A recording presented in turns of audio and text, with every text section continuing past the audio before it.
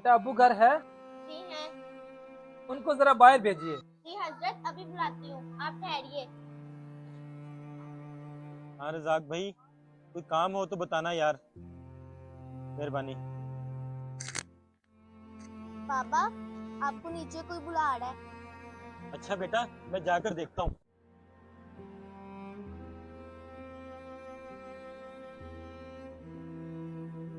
जी मौलवी साहब।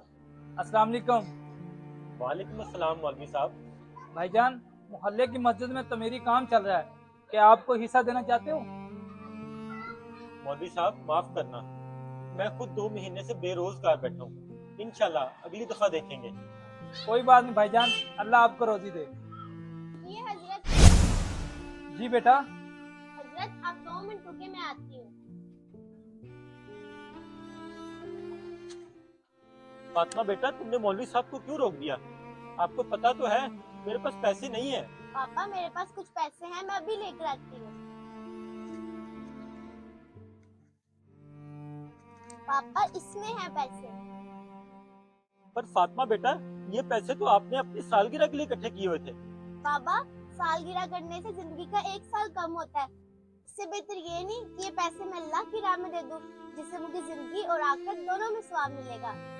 माशाल्लाह बेटा, ये तो बहुत ही अच्छी बात है। आप ये पैसे मौलवी साहब को दे दो ताकि वो मस्जिद में लगा लें। ये ले हजरत।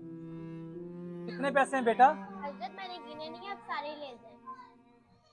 जज़ाकल्लाह बेटा।